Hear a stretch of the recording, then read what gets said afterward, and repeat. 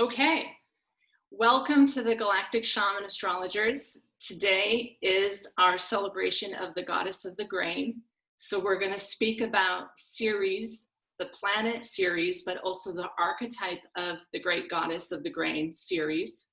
She's also known as Demeter, and you may have heard of us speak about Ceres and Demeter and the story of Persephone before. We're also going to touch upon her movement with Medea, which is an asteroid 212. And Medea and Ceres are retrograde right now in opposition to an asteroid China. And that is like for the full light of awareness from the astrological perspective of what to pay attention to, how to be alert to these archetypes and asteroids. The other thing that is forming in the sky right now is some very tense squares. So Mars is doing what we told you before it would be doing. It's going to start to square Jupiter at 19 degrees, and then it will square Pluto and the conjunction to Black Moon Lilith and Eris, setting up a massive grand square. So it feels very tense. So what my intention is to again help everyone know where to put all of that like crisis energy, because a grand square does really feel like the crisis is mounting. And I want to make sure that you're putting it in a really productive place where the revolution needs to happen. The other thing that's happening right now is Comet Neo Wise is in the sky. And Comet Neo Wise is an event that apparently, even though I don't have the ephemeris for this, happens every 6,800 years. So what I'm going to do with the group is actually go back to 6,800 years ago and say, the appearance of this comet, the last time it was here, what was happening on Earth, and that will give us some more information in addition to how it came in opposition to Saturn at the first degree of Aquarius is very important. So how it came in this time is very important. So let me start with the Comet Neo Wise. I love that the name is Neo Wise. And I think you can all kind of discern what that means. So it's the new wisdom coming in. And I would say in opposition to Saturn at the first degree of Aquarius, it came in just after we had the Saturn-Pluto conjunction, and then the Jupiter-Mars, and then Mars-Pluto-Wuhan conjunction. And then right after that, towards the end of March, someone noticed a comet in the sky. So the first appearance is what astrologers use. So then we mark that day and say, Saturn was in Aquarius. So again, if you've been following our videos, Saturn is the ruler of Aquarius, and Comet Neo Wise came in opposition to that for the full light of awareness of Saturn as the ruler of the Aquarian age. We've all made plenty of videos about that this is an end of an age. We've passed through the precession.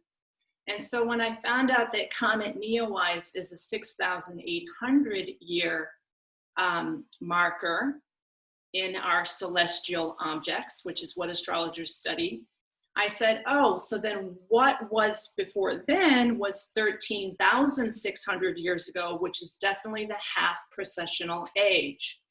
At the half precessional age, there's evidence that we had many civilizations collapse. And then we have evidence, at least the historical documentation that I have about ancient civilization, was that 6,800 years ago was the archetypal Eden. So we were part of nature. We were part of the garden. We did not see ourselves as separate from nature. The garden was lush and abundant. Everything that we needed was available to us, such that that was possibly ancient Sumer or even before.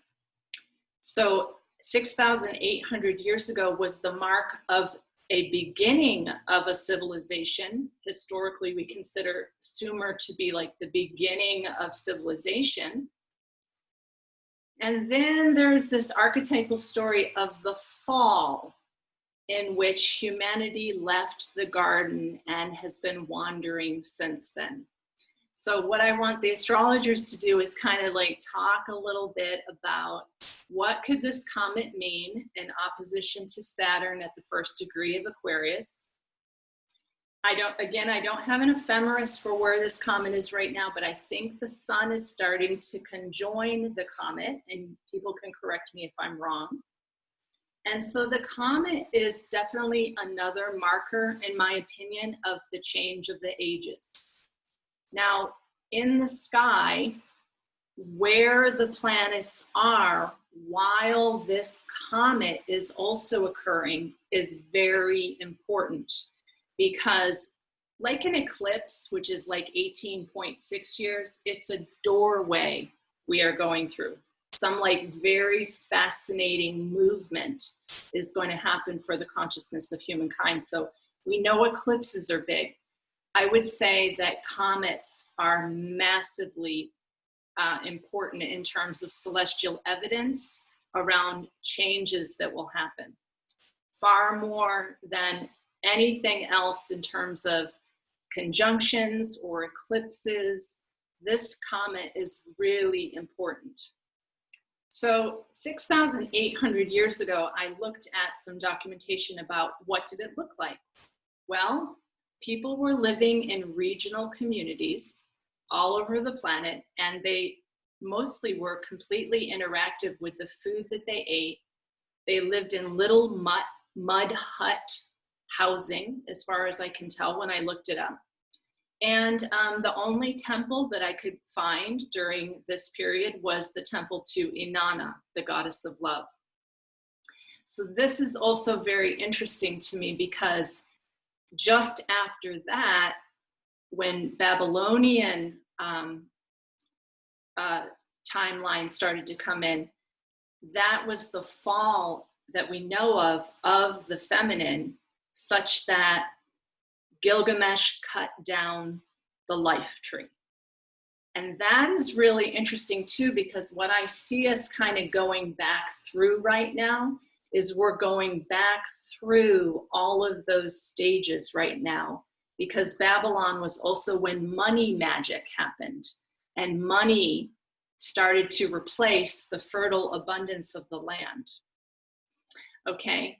So I think what I'm going to do is just stop there with the Comet Neo Wise, and then we'll go on to Ceres, the goddess of the grain, traveling with Medea, and what's important for everyone to know of how to return to that garden.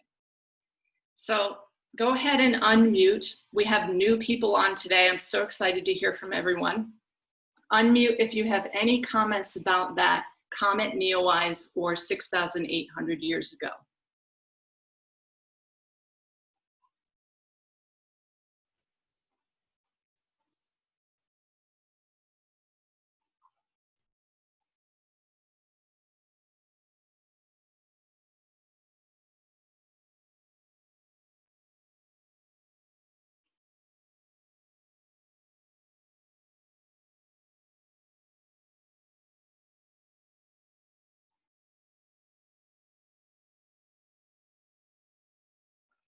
Would it be worth saying that the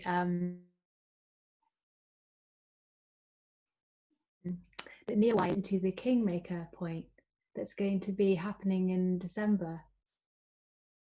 Yes, Emily, go ahead and speak about that. Yeah. Yeah, because for me personally, with my North Node there on that point, has been going back and over, back and over. And so I think it's the 21st of December, right? That we have Jupiter, and we'll do an exchange with Saturn, and the old age of expansion, according to Jupiter, will start to shift into this more kind of disciplined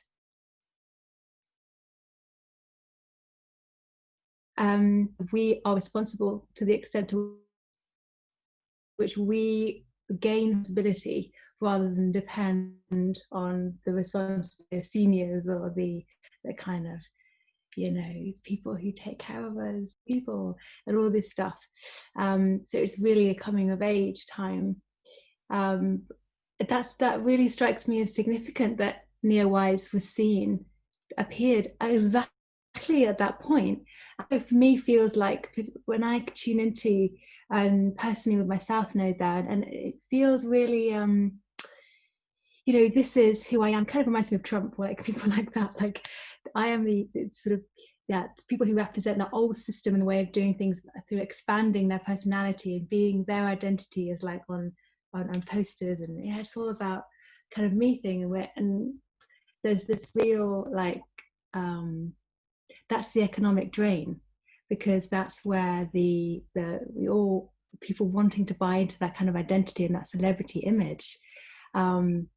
So much as to flock and, you know, become part of this mass conscious trading floor in a way to that. And then the true currency of the grain is that seed of that essential seed is forgotten about. And for me, Aquarius is my 5th house of sexuality and creativity.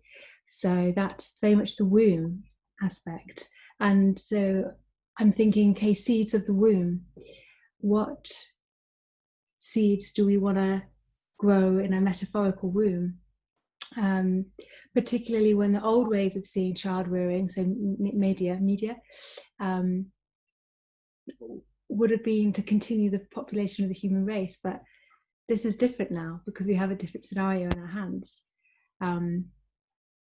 It's like, how can we be how we are now? How can we actually improve the quality of humanity? And so it has to be a completely different birthing, a whole different change of game, a different kind of mothering. Yeah, like a whole rebirth of the mother, perhaps. Which brings me back to Inanna and the Black Madonna, and these different images of this feminine, ancient, sacral and sacred mother.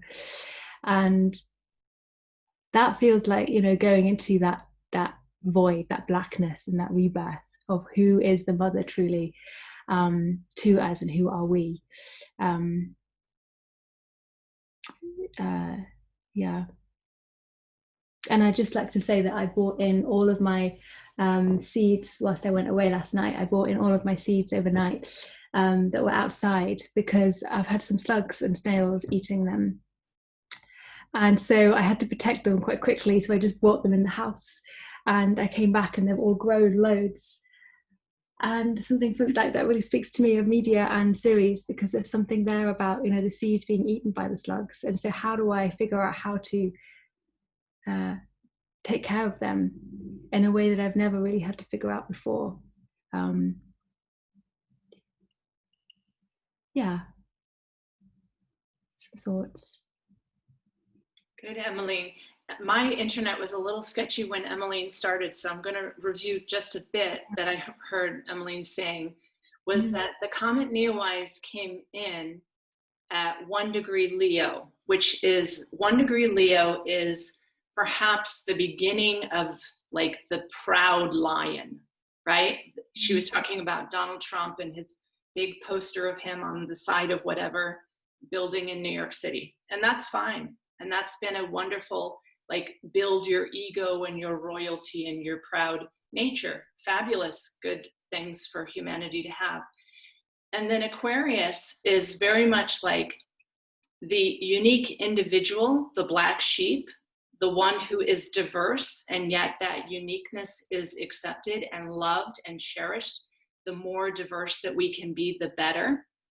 And as Emmeline said, she has her North Node, South Node on those points. Very interesting. So you might want to look at, for everyone listening and our galactic shaman astrologers, did the comet hit personal points? And what Emmeline was saying was that we all know that the Kingmaker on December 20th, I'm counting it as December 20th here in Vermont, Saturn and Jupiter will shake hands at that 0 degrees Aquarius.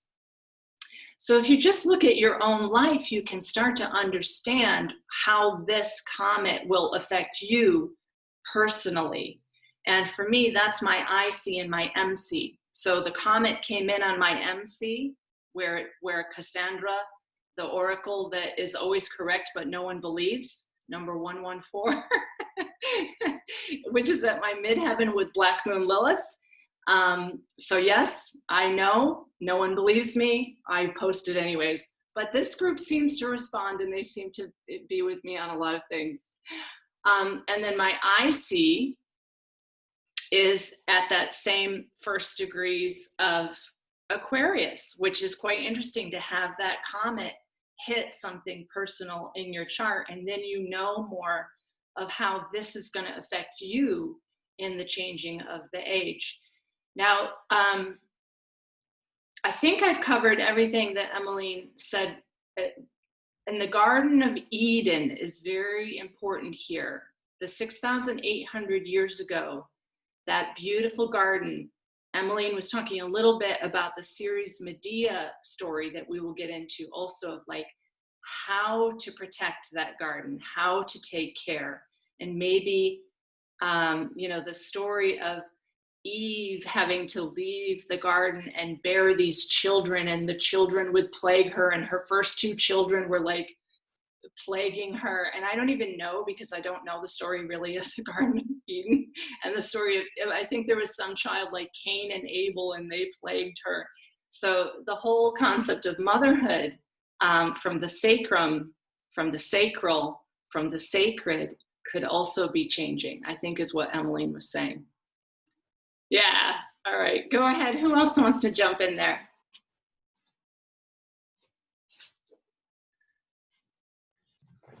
I'll kind of follow up with that with, I think the history too is where some of the things that I've read is with archaeology, they find at that kind of 6,000 year mark is when there is a great jump in agriculture. And this is when the grains, particularly in what they call that Fertile Crescent area of Mesopotamia, they're really getting started. And it's also where there's this, and it may or may not be true, but that's when the great age of domestication of animals really starts. So I think that's a marker of agriculture and how our agriculture is done at that 6,800. And then it seems like now is a time to kind of rethink that. How is agriculture done? And how we relate to our natural world. And certainly that is like the great rise of beer making.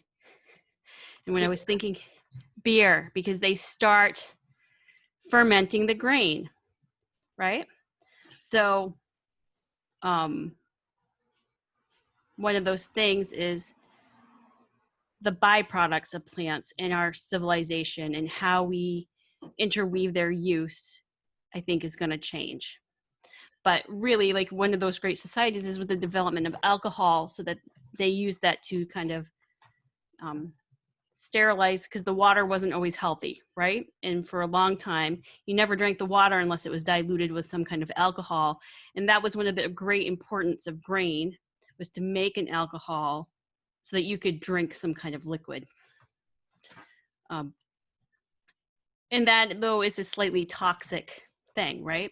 Alcohol, it's the blessing and the curse is that it can sanitize, but it can also poison you. And Medea also she's like one of the great poisoners in the mythology. And she does kill her own children when she feels like their future is in jeopardy and she doesn't want them to have a terrible experience. But there are other people in her life that she feels threatened by, or that she feels like is not, or for whatever reason is her enemy. She has one of her lovers takes a new wife, she poisons a dress and gives it to the wife, and the wife dies. Another lover has a child. It's a threat. She poisons the child. So there's this kind of repeating, and she's one of the great sorceresses of plant magic. So as much as I think there is this kind of balancing point of the benevolent, life-giving side of the plant goddess, the fertility, but also to know that there is such great potential to also use that power in other ways, in a toxic way, a poisonous way, and also to poison those plants for your own good. So we've had a lot of talk about the glyphosate in our group, and how do we have that relationship? And back then, we've kind of diverged away from it with pharmacology, that is, but it really started with plant medicine. And alcohol production was part of that too, because you distilled a lot of the plant medicine into the alcohols. So where are we going with medicine now? Because with the COVID-19 pandemic and the push to do an immunization in record time, we have to look at that kind of synthesized medicine versus natural medicine, which is Medea, one of the hallmarks of Medea. And that is also part of, I think, this new wisdom. And so we can see, your own sovereignty of Leo. What are the choices? How are you going to make new choices for yourself? Opposite the choices of the collective in Aquarius, because we're moving also into that collective age. What is that balancing point? So those are just some other thoughts about that new wisdom. Incidentally, there's an asteroid called Wisdom, and it is going to be conjunct the sun within the next week. So it's echoing that, or repeating that new wisdom theme this week. Okay, great find, Holly. So people who study privately with me kind of want to know why there isn't a great asteroid program that you can just whomp up anybody's birth chart with the 22,000 asteroids. And Mark Pottinger does have an asteroid program, but if you use astro.com, you basically have to see what's going on and then look for that in the additional objects. So Holly picked up Wisdom, Flora picked up China. We all have been picking up different asteroids that are prominent on the scene right now. That's kind of a way to do it. But as I told one of my students, if there was a really amazing asteroid program like that, and there probably is, but we just don't have access to it, we would all see that it's all written, folks. It's all written. And it's a matter of astrologers seeing what's written and then preparing people for what is coming archetypally for us. And as Demetra said, make sure that you're choosing wisely not to take the poison, which is Medea's information. Also, be very careful that some poison isn't coming your way because you see it in the stars. And that's when I think of Joseph and the Coat of Many Colors, which was a story that I read to my daughter again and again. Joseph was an oracle. I think he was Egyptian. I mean, I could be wrong, so correct me if I'm wrong. And he was a seer, and he had dream divination, which is all very much ninth house topic stuff. And he predicted 12 years of feasting, followed by 12 years of famine. And I think that what I'm also seeing in the sky with the potential changes that are absolutely necessary on the planet right now, very much the revolution is in agriculture, is we need to be careful with the series Medea that some kind of poison is not affecting the goddess of the grain herself. And I've had direct experience with that, as have many people in the United States, and I can get into that at some point. But the Comet Neo Wise, I want to talk a little bit more about what Holly picked up on and then see what people want to say. My understanding of the way our DNA was adjusted at the fall from the Garden of Eden was through grain. So, and people say, well, how do you know that, Lalita? Well, that's again, why is Cassandra at my midheaven with the Comet Neo Wise landing there? I just know that the way our DNA was altered was through the alteration of wild grains made into big mass agricultural fields. And right now, it's very clear again from the Wuhan archetypal virus that our viruses, we're made of viruses, but what this virus is showing us is that the glyphosates on the fields and in the soil and sprayed directly on the oats before that it's harvested is affecting our ability to update our DNA through a virus. So the virus itself is, humans are made out of virus puzzles. 50% of our genome is virus. But what this is revealing right now is the poison in the agriculture that has caused our DNA to not be able to update. And I think that's very much key to the Comet Neo Wise, was that, yes, Holly's right, and it's in a book called The Chalice and the Blade by Reisler. The first changes in agriculture and the change of the grain is shown in those Iraqi big relief, I don't know what you call them, but they were carved into stone. And you can see, we've used this before in our group, where somebody was like pollinating a flower. And that was the changing of our DNA 6,800 years ago. And that, I think, was actually the fall from the garden. Because once we did that, people started to come into cities and they became dependent on agricultural practices that were not just naturally forming permaculture in the land and in the mountains, but they had to be held in these cities. And it also says in The Chalice and the Blade, which is an archaeologist interpretation of that early data, was that animals were hybridized like overnight.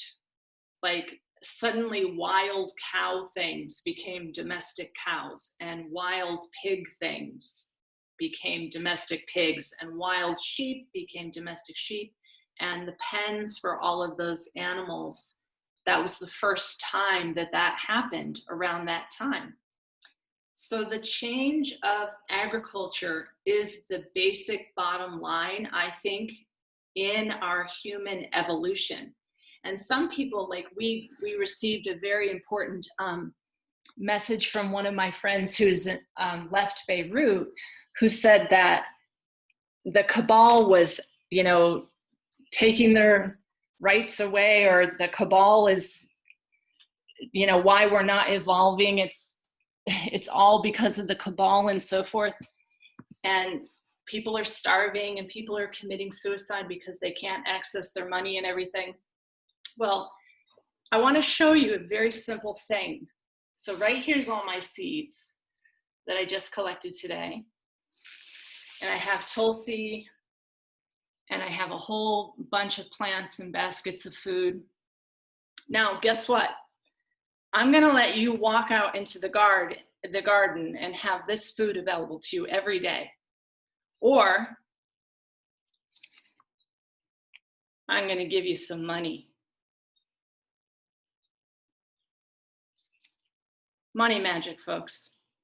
Here it is, the Garden of Eden. Walk out into your yard, have all the food in abundance that Gaia can possibly provide with all the medicine. This is Tulsi. Or,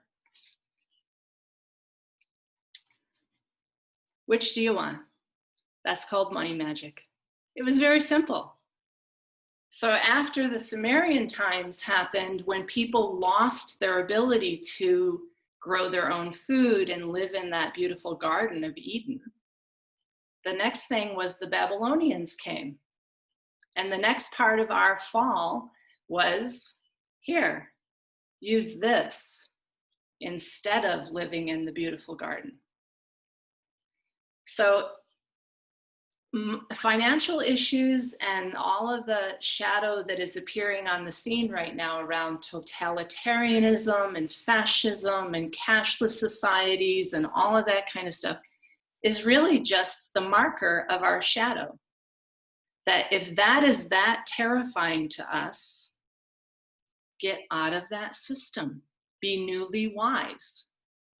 Be newly wise. Go back to your own sovereign, diverse, independent, and highly accountable Aquarian self, which is where we're going. So it's very simple, folks. Do you get it? I mean, do you get this image here? Let me trade my beautiful, fertile abundance for this. Eat it.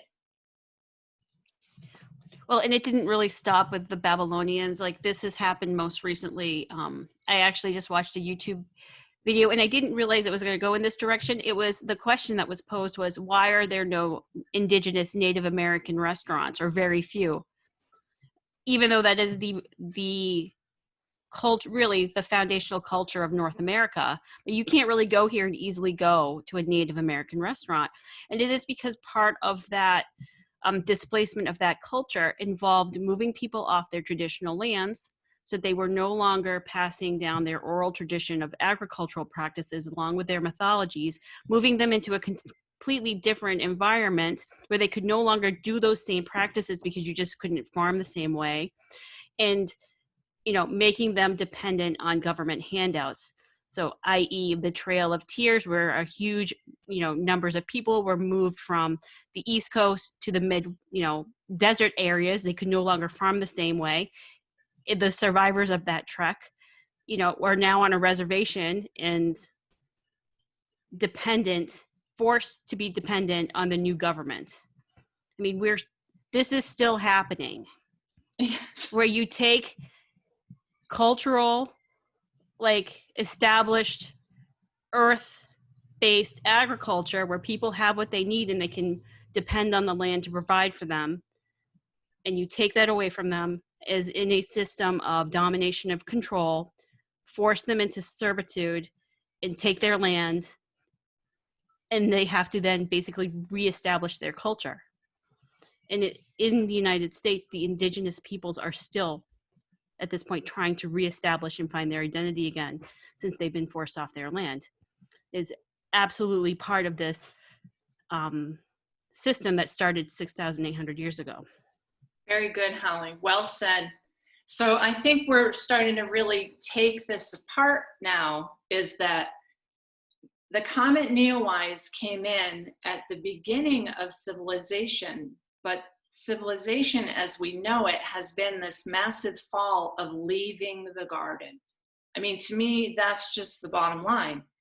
So to me, the way back through that to find ourselves again is we've all really allowed ourselves, at least I have allowed myself at different points in my life, to be displaced from the land. So now it's this whole movement with Uranus and Taurus, back to the land, back to that sovereignty, back to that place where we can have that identity with the mythology and the stories of the goddess of the grain. To me, I'm always going, well, wow, aren't we celebrating the goddess of the grain today? Like, what happened to that mythology? What happened to that? And that is my separation from the land. So we all have to do it now, is to move back to those places of sovereignty, and then realize that there are other poisonous possible threats coming. And the chart that I drew, that I posted at Lalita Astrology, which gives you a very clear picture of what's forming in the sky. This is for August 5th. So we have the grand squares forming, but we also have this very interesting opposition. And this is Ceres and Medea, exactly opposed to asteroid China. And anyone who's been watching my my social media knows that I received some of the seeds that were unmarked that had no product information, had no invoice, but came from China. And they were marked beads. Well, I just set those aside. I knew clearly they were seeds. I clearly know the difference between a seed and a bead. And I set them aside and wondered, like, that's very odd. And then my brother-in-law posted from the USDA that a lot of people had received unsolicited seeds from China. No markings on the package, no invoice, marked jewelry. I thought, wow, that's really weird. So then I thought, goodness, this is really serious Medea. Like, these seeds could be poisonous. And I mentioned it to the group, and the group kind of held space for me that morning. I was shaking all over because I really, like, the seed will never, ever be replaced by anything for me. The seed is it for me. I know that the seed is it. And so I burned those seeds in the wood stove with the help of the group, and they all kind of held space for me. And then I was interviewed by a reporter at NBC5, and she said USDA thought that burning them was a good way to deal with them, but don't compost them, don't put them in the garbage, do not open them, and certainly do not plant them, because one of my friends said that someone did plant them and it killed the entire garden. So we have to be careful, because with Comet Neo Wise coming in, there's also things to be really careful about. And that is the value of that original Eden, that original seed, that perfect abundance is in opposition to China. And China, as one of my clients said to me earlier this year, who also has Cassandra very prominent in her chart, China is the sleeping giant. China has been producing kind of the material stuff that the world has been consuming. China has been like the sleeping giant saying, oh, you want it on Amazon? You want it? Here it is. Here's more technology. Here's more distraction from the garden. Here's more high rises. Here's more junk that you can put in the landfill. China has served that purpose for all of us. I have bought things from China. And when you buy virtually anything on Amazon, it's from China, even your vitamins now. We should be very careful, because this is in the sky as an indicator that that sleeping giant may wake. And the one way to control the world, which I have been saying all year long, is through a famine, is through a complete famine. So saving seeds and getting sovereign with your food choices is incredibly important, because you don't know, none of us know, when you even order from a catalog, whether that seed has been crossed with a Terminator seed, like one of my videos about the parsnips that just like did not come up. So all of this parsnip right here is from one parsnip that overwintered in my yard. All of those seeds. There could be 300 or more, or maybe even 500 seeds right there from one parsnip. And that, I believe, is the Neo Wise, because that's my IC and MC. I come from that origin of Aquarius. I believe that truly is the newly wise that we have to make ourselves, is around the value of the seed, the integrity of the soil, that the soil is not poisoned, that the seed is not poisoned, and that even if it's a cashless society, I can still walk out and eat. This is all marked by actually when we first had Mars conjoin Pluto and everything shut down and the stores shut down and travel stopped. Mars is a timing event for what will continue to unfold. So I see Mars now coming into these squares as the real kind of like crisis stage of the continued unfolding potentially of those other structures shutting down. And I say, let them shut down, but be prepared, folks. be prepared. It's going to be back to the land, back to food sovereignty, back to the garden.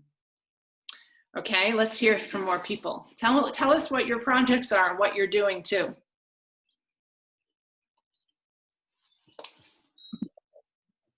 I'll go. Hi. So I'm from Jersey, and it's a tiny little island. It's really interesting because at the same time of it being so small, it's actually a huge financial centre. There's even a little town called Zion, funnily enough, with with like a Masonic temple. This is all very scary, but I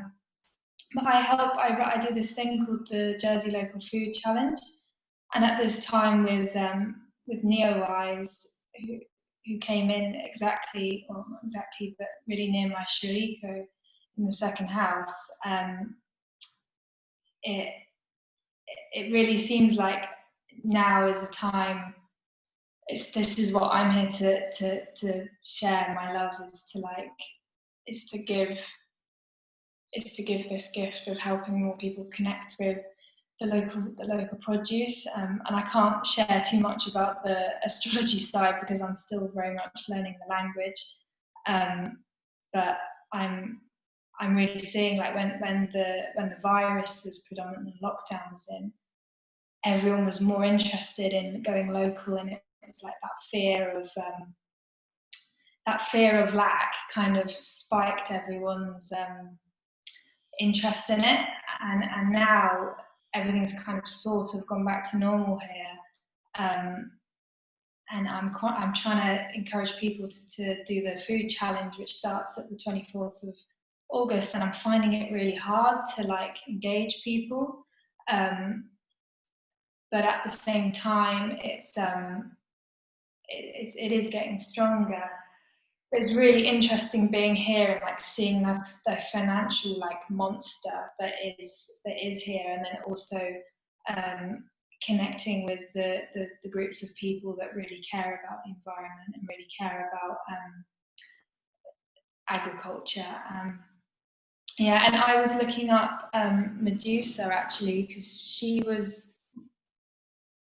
conjunct, it was Medina, I think, and I read that it's got to do with like she has like magic blood. I read in this myth book, and I think that's really, and I also read about Ceres as well, and as they're connected, that she was the originator of like blood sacrifice given to the land for fertility.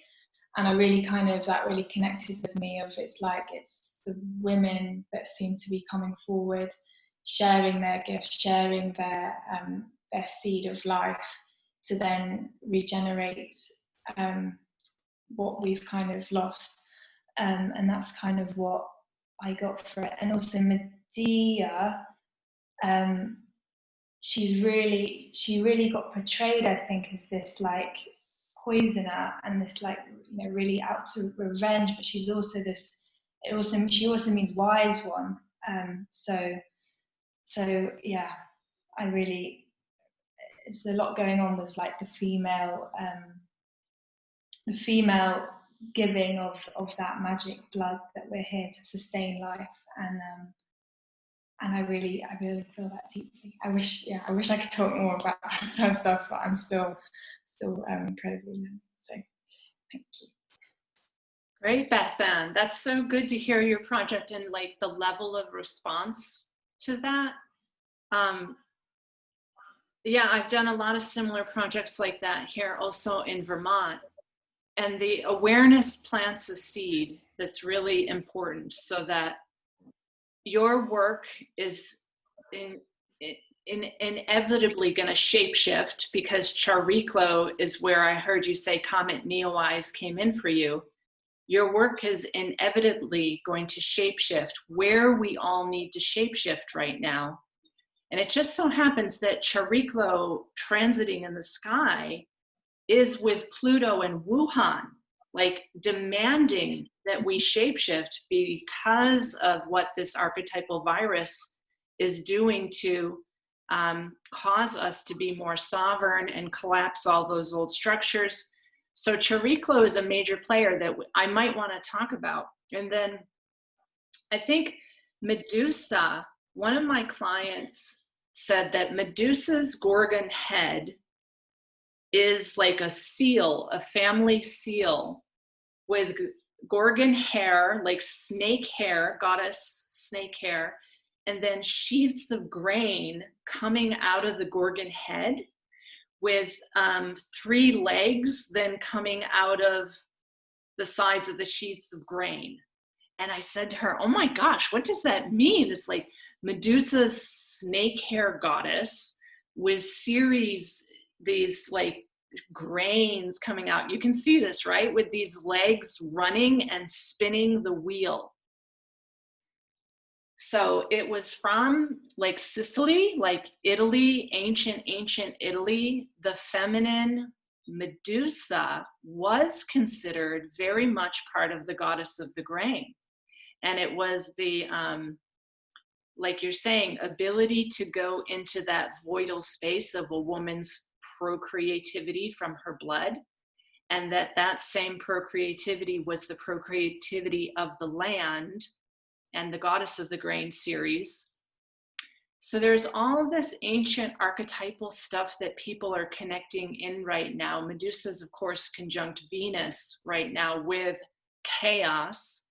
So we can expect that there will be a lot of chaos and people kind of purging the old systems right now before they're really ready to let go of those old systems, let go of like the dependency on those old systems and come into their own like fertile ability of that snake-haired goddess. And I've been seeing snakes like crazy, like snakes are everywhere right now. And wasn't that the archetypal story of the Garden of Eden?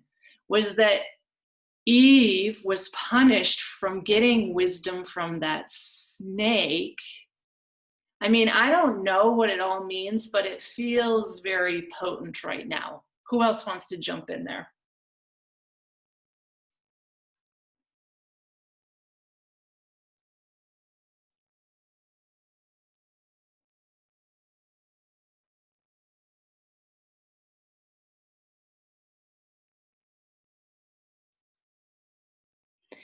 It's worth noting that the snake is the Kundalini as well, and that's the symbol of the, and at least in the UK, the NHS symbol of the Kundalini, the two snakes coiling around, which is a symbol of the medicine, which again comes back to the snake.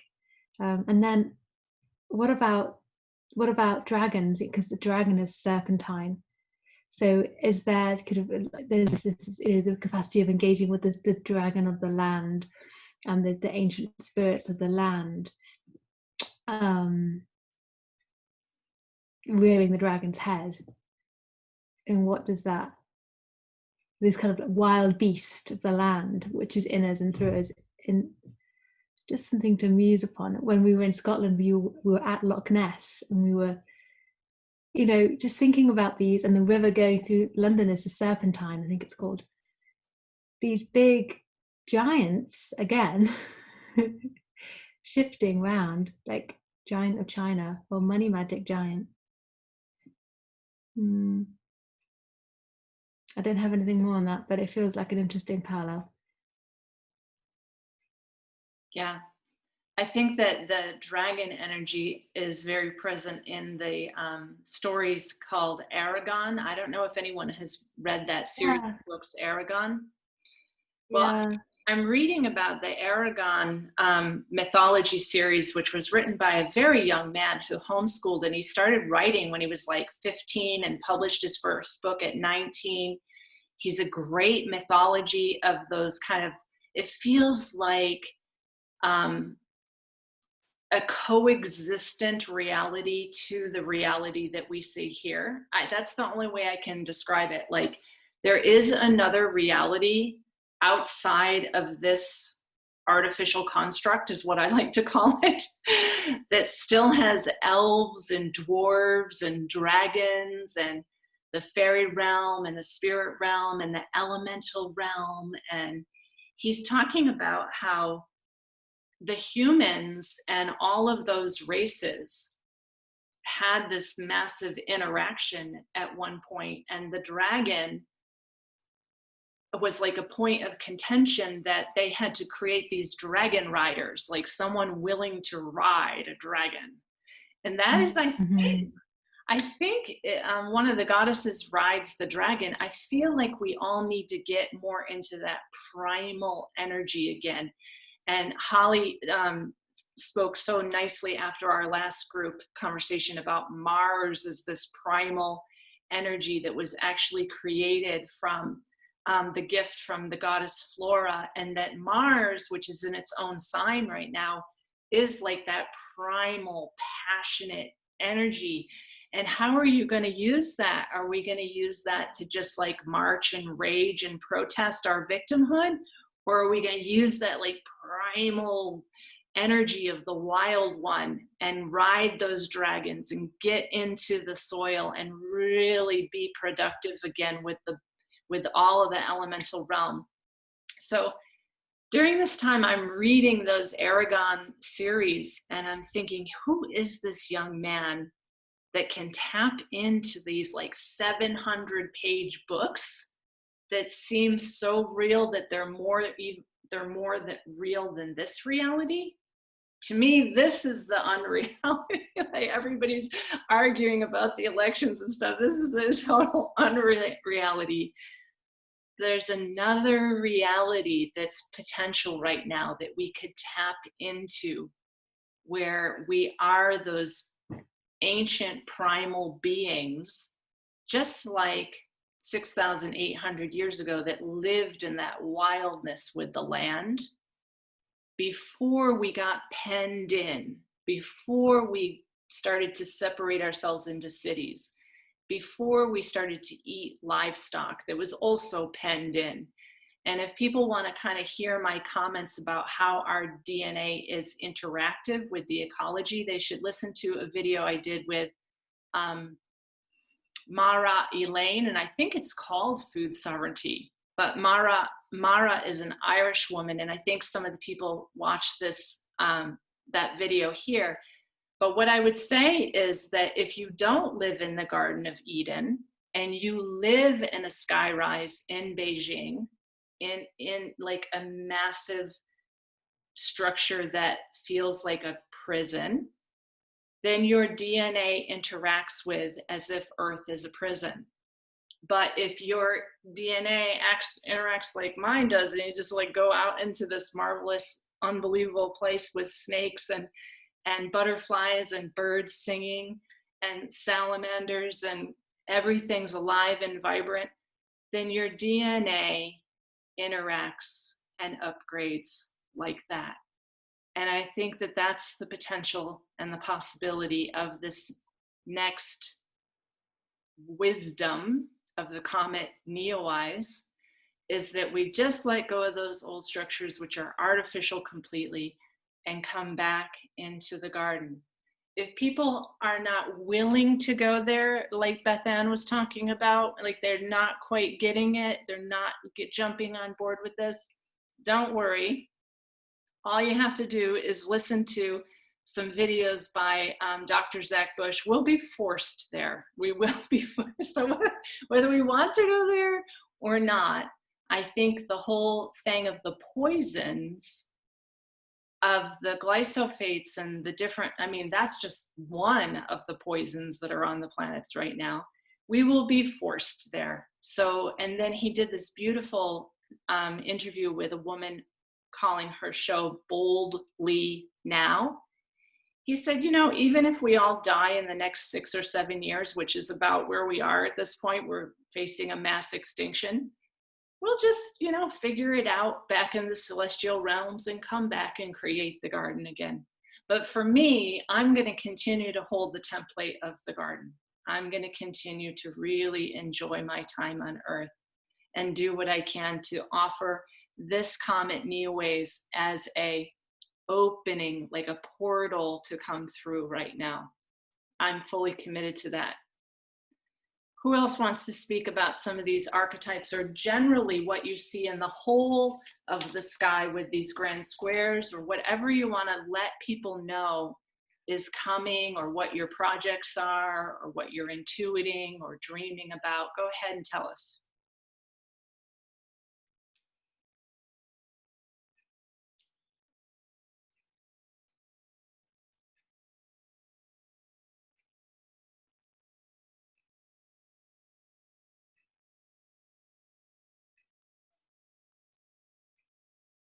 Daniel, do you want to tell us where you're from?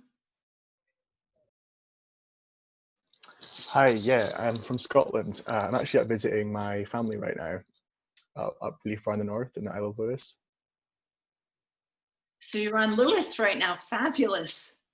Yeah, I was outside earlier. My grandparents have a really nice garden. They're really into gardening, so it's quite fitting. Tell us what's in the garden. I always wonder if like food can actually grow on those isles. I feel like the islands of Scotland are like cold and rainy. Tell me how they do it. Yeah, so like potato is probably the biggest crop here. Not that we have any here currently. Like at my dad's house, we used to have a field of potatoes. So my grandparents, they are mostly growing like flowers and shrubs and bushes right now. They do have a greenhouse with, what was it this year? This year's crop wasn't very good, I don't think. Not sure why. But there was like tomatoes, cucumbers, they have a rhubarb patch, strawberry patch, blackberries. So those are more the crops they have currently. Yeah, they're much more into flowers, bushes, stuff like that. Beautiful. And so tell us, Daniel, how are you finding the videos? I haven't ever really spoken to you, so I'm glad to meet you. Yeah, me too. The video's been really good. I think I've watched most of the back sessions on YouTube, which has been excellent, like over the past 6 months-ish. It's been really interesting. And then obviously like talking to Emmeline as well has been good to have like a personal landing point for the concepts, I guess, or like just discussing stuff. Yeah, it's been really good.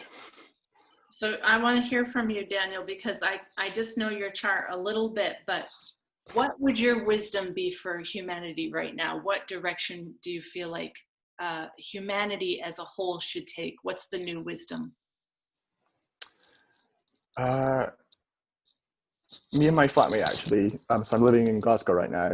We kind of talk about the whole apocalypse thing quite a lot, like preparing for apocalypse, but we're in like quite a small like city center flat. So we've got like a few things growing, but like agriculture is probably not like a massive focus for us right now because of practicality. Like we've done, I guess it's like more symbolic, you know, we don't have enough to sustain ourselves if there was food shortages and stuff. So I guess when I think about it, my perspective is kind of like relationships are the way forward, which I guess would be like the small kind of cooperative village style model.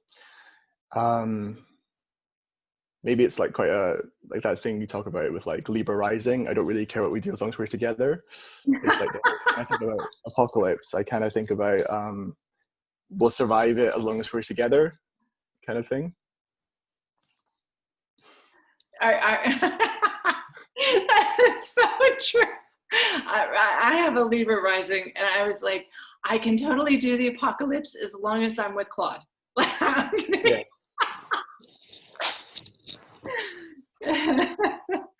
That's great. So the relationship is definitely key, and we have so let me just look and see what we have in the sky right now to kind of back you up there. Okay, so we have Juno.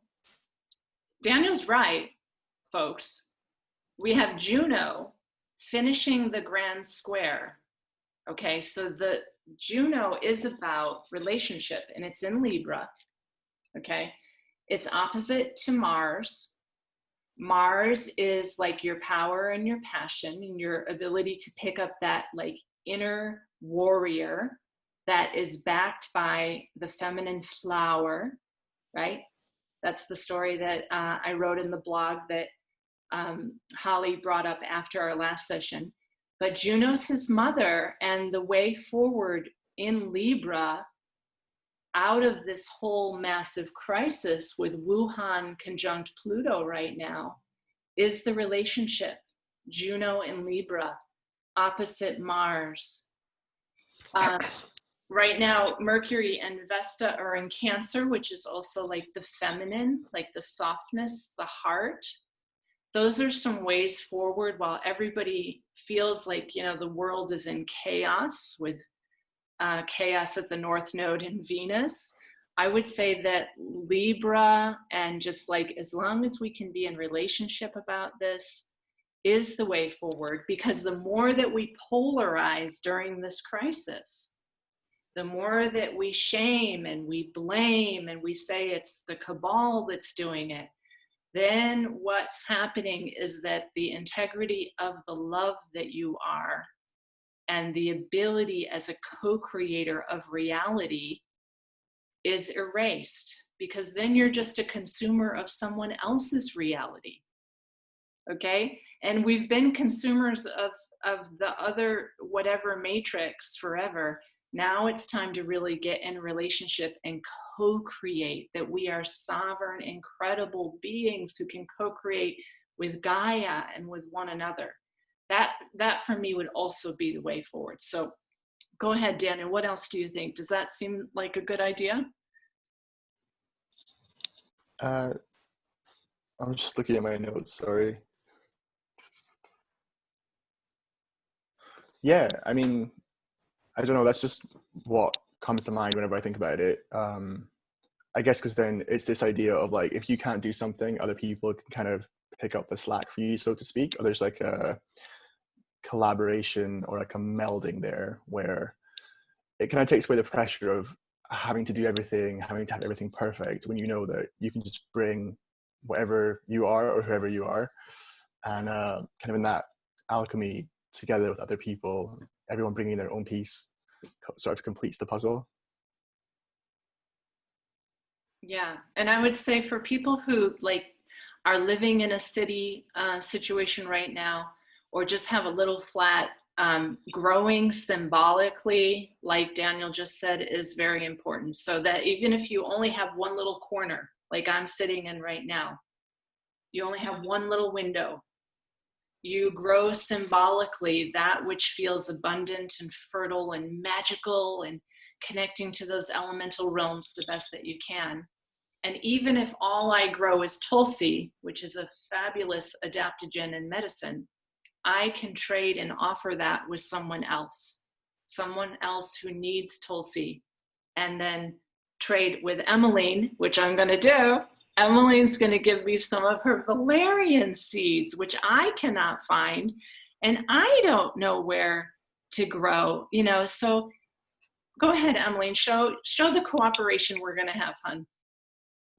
These are the Valerian seeds, and I have loads more, hooray. And they're just kind of dried now in the hot sun, and they're just amazing. And there's so many, and this Valerian is like a hero. I mean, I just bought it and it came as a plant, so it was ready to go. I thought it was going to be a seed, and it just sprouted. Like, it's so tall. I made a video about it. And it seeds like crazy, which is weird. You can't get hold of any because there's so many seeds, and it's prolific. Apparently people have to prevent it from seeding because it just sprouts everywhere, and the cats love it. There's always a cat in the garden at the moment just coming through. And then you can harvest the roots in the September time, autumn time, and make a tea, which is really good for sleep, which I experienced last night, which I was really thankful for. And yeah, so we're going to trade seeds. Yeah.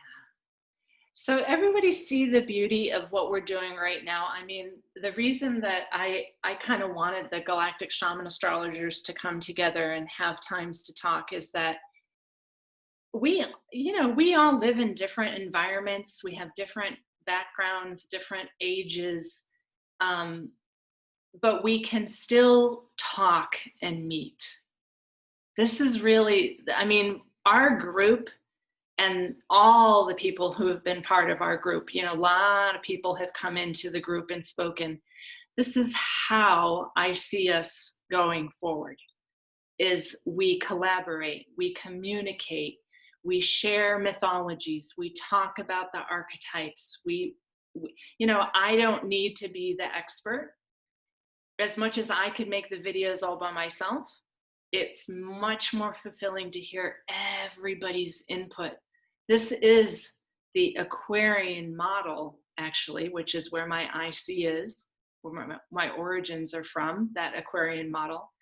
So just look at what we do and how we do it. Okay? Just right here in this little example of learning from one another and trading our seeds, this is the beauty of what is possible. And there's plenty of other galactic shaman astrologers who are also studying. They just don't necessarily like to be part of the screen presence. You know, we have people on the call right now that don't necessarily want their video on, but we're still all harmonizing together. And a lot of the people who are part of Practical Magic Permaculture have also done the video series and are part of our group too, but they don't prefer to be on the screen. But there's plenty of people studying who are growing like crazy and posting their pictures. So there's beauty everywhere right now. Anyone else want to comment on either the grand squares or the fact that Jupiter and Mars are going to make the exact square at 19 degrees coming up? Or the fact that chaos is at the North Node and there's been a lot of trickster energy with Gemini still a lot of trickster stuff going on. Anybody want to comment on that?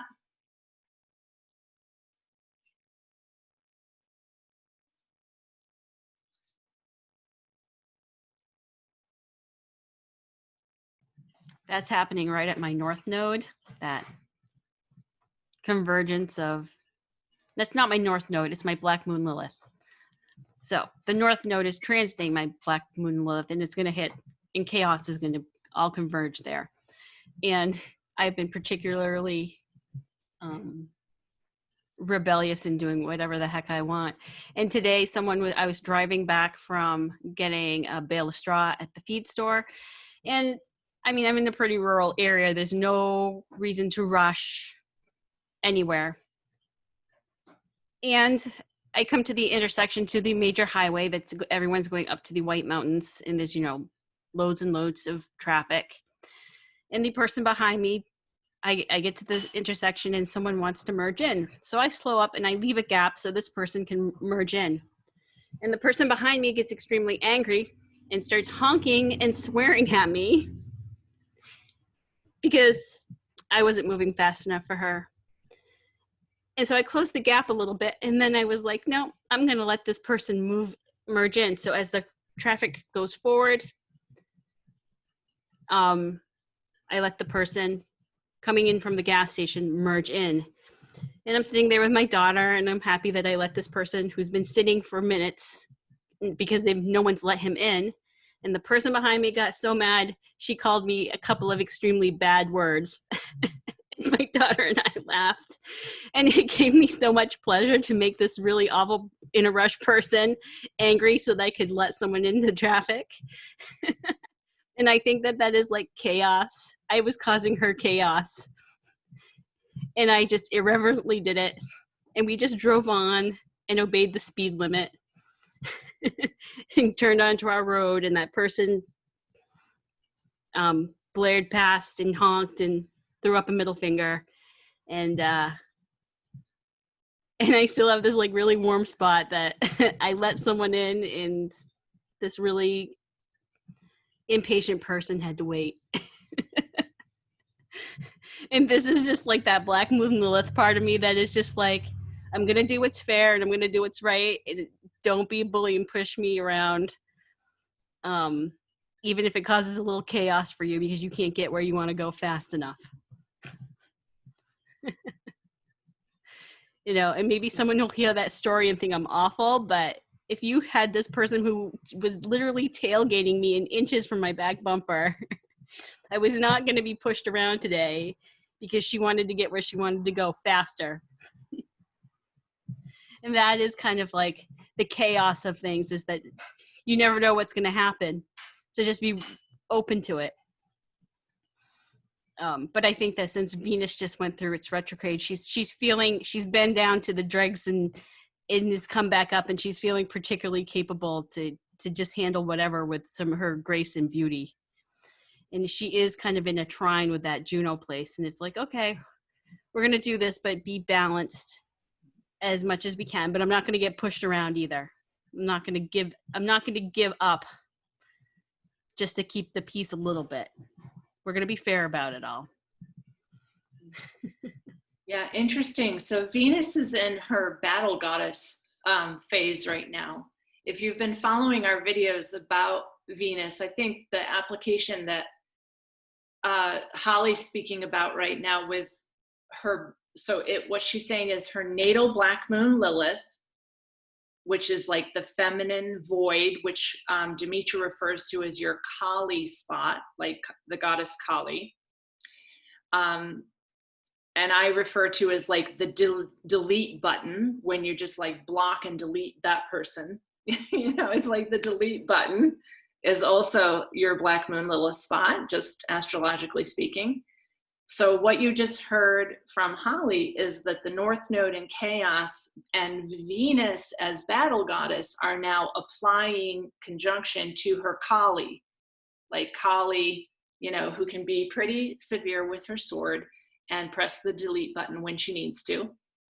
And so Holly allowed someone to merge into traffic at the kind of possibility that someone else was impatient in venting their Mars position.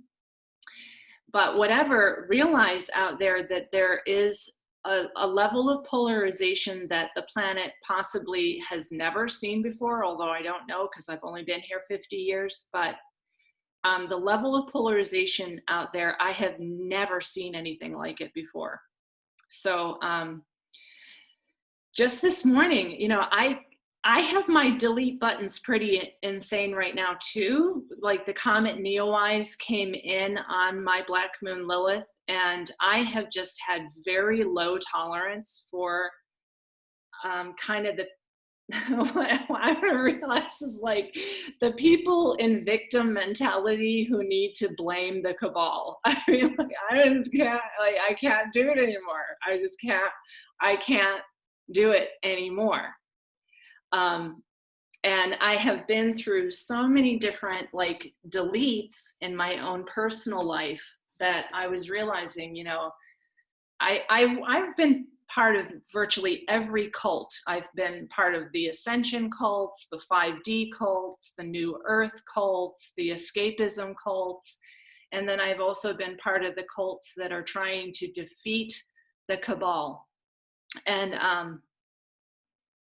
in 2016, I was like really like Benjamin Fulford was my man too, like we're going to defeat the cabal. We're going to defeat the cabal. And as soon as you get on one of those polarizations, either I'm ascending and I'm 5D, or we're going to defeat the cabal. You're doing the same thing that humanity has been doing for 6,000 years. You're polarized. You've just divided yourself and you've polarized. And basically it is possibly all a scam. Gemini North Node. It's complete trickster energy. So I have realized that because every single chart that I read, I can see where someone might feel like a victim, but that is actually what they've chosen. And there's the bottom line for me, is every single chart I read, and I can also use my asteroid program to get exact names and places and timings with the person that you think perpetrated against you, and yet it's in your chart and you chose that. So even my dear friend in Beirut, like she knows I read her transits and her transits were exactly right on. And people who I also are reading, like I just got a chart reading in New York City, which is like the zombie apocalypse right now. And as soon as I read the chart for the zombie apocalypse person in New York City who's like mad and angry, and I'm like, wow, looks like you chose this. It's that astounding, folks. Once you really start to be a great astrologer and can do the asteroids and everything and the transiting planets, and you see that this person who's very upset with the conditions of their life, and they chose to live in New York City at this time to fulfill whatever contract it was in their chart. And that's okay. And that's okay. The main thing for an astrologer is to have empathy and compassion and humility and heart when you're talking to someone who has chosen those very horrifying conditions. That's the thing of the astrologer, is that you have been part of a very ancient practice in which you can look into somebody's soul agreement and see their suffering and say, I can see that you chose this. Explain to them how long and what the poisons are and what to avoid, and not really giving predictions, but reading the energies of what's possible. And then you say, okay, you've chosen this at this time.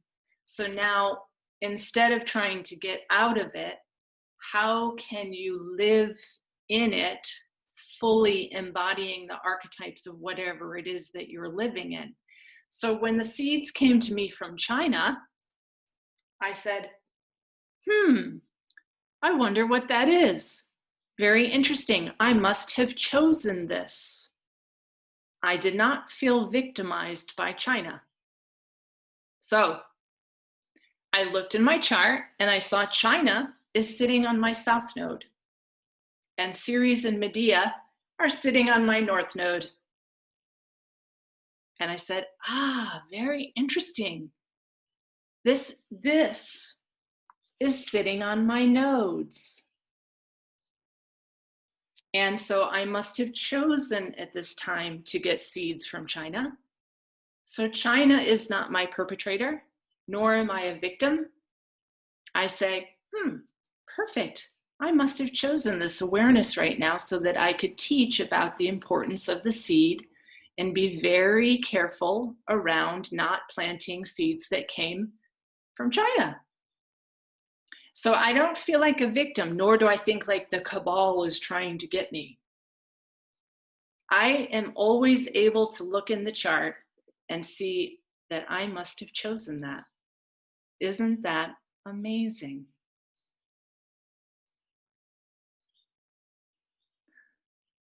So we have about 8 minutes. Who else wants to speak about what they're learning or what their projects are or whatever?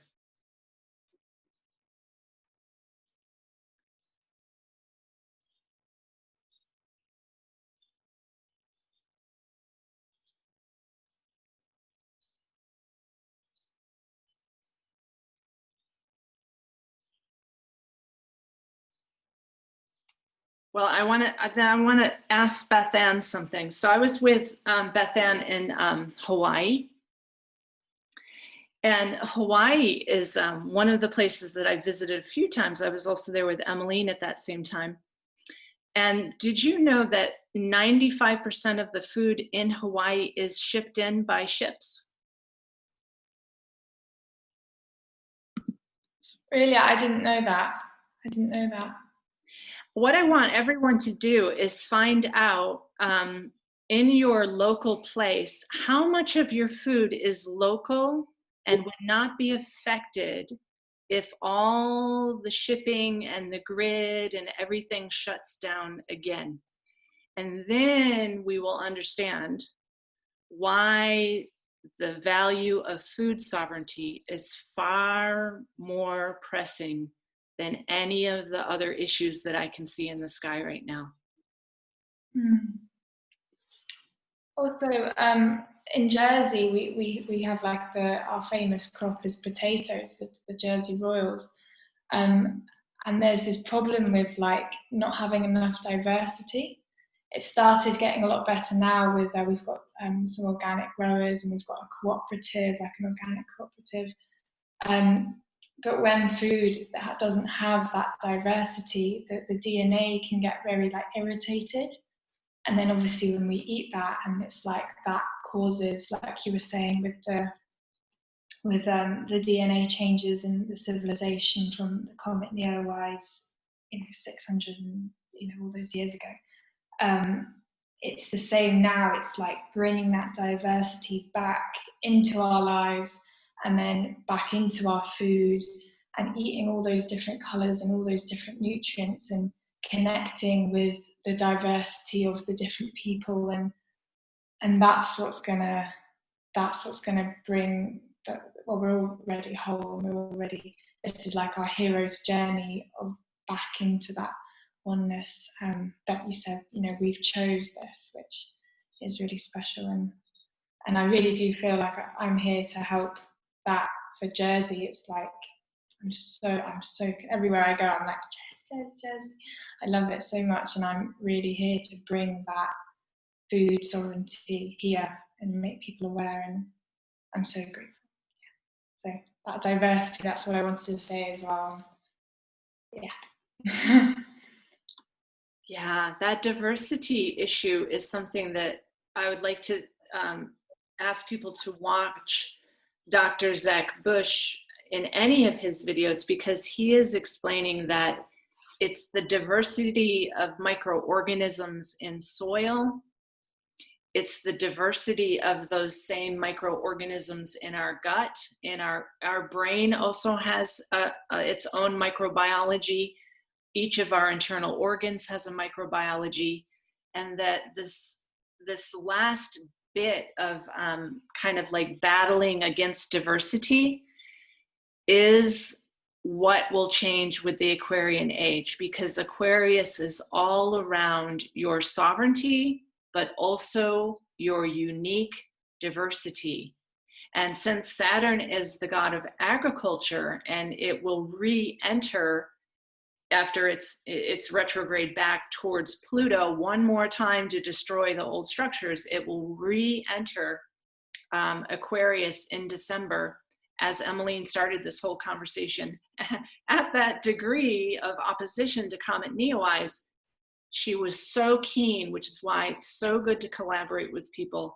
She was so exactly keen on the why Comet Neo Wise came in there in opposition to the Kingmaker point in Aquarius, is we need diversity. We need soil diversity. We need thousands of varieties of ancient grains and food. And I'm pretty sure that in Practical Magic Permaculture, Maggie, who is one of the galactic shaman astrologers studying also, she posted like there used to be masses of food in Hawaii, in Lemuria, in those island chains, masses of foods. And I've been to some of those gardens there where they're trying to preserve some of like the last most rare and nearly extinct medicinal plants that are vanishing from the planet right now, which may also be Medea's like wise potion. Like the cure for something could be in one of those plants, which I think is also a way of looking at Medea conjunct Ceres, like her potions, her medicines, right? And that's what Holly was saying. Okay, a couple more minutes. Anything else to say right now? I just wanted to go back to the Garden of Eden reference and just say I was just looking at the actual text, and it's about the choice to know woman was tricked into eating the fruit of the tree of the knowledge of good and evil, but she didn't know at the time that's what it was called in the original story.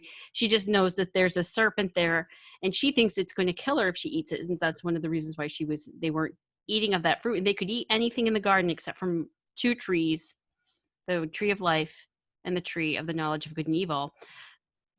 The serpent says, no, you won't die. You'll just know everything that God knows if you eat of the fruit of the knowledge of good and evil. And she's like, well, I do want to know that. So she eats the fruit and her eyes open, and she kind of comes into an awareness, and she gives some to her partner, Adam, and he eats it. And then they realize they're naked and they start foraging around the garden to make clothes and stuff. But they make the choice to know good and evil, which is that polarity that we've been talking about. So that is kind of, that story is putting that decision to know polarity, to know good and evil, at least back to that 6,000 year time frame. So perhaps this new wisdom is, we've done enough of knowing that polarity. How do we get back to the garden? Because after, what happens after is there's a whole lot of punishment. The serpent is punished, that he's going to be stepped on and feared and hated by humanity. And Eve is punished by having painful labor. And Adam is punished that he must toil on the earth and work really hard. And part of what is traditional agriculture, or, you know, instead of permaculture and just living off the land and picking what you want, is you have to plow the fields, you have to dig, you have to build the fences. Okay, you know you want this, you're going to have to work hard. But I think we're getting back to a choice point where maybe we can choose to do it differently. Wow, what a fabulous way to conclude that, Holly. Thank you so much. Yes, I think this last 6,800 years has been our choice to know both good and evil. We have now completed that entire cycle. We did it. We celebrate. It's awesome. We know all of the things that God knows now.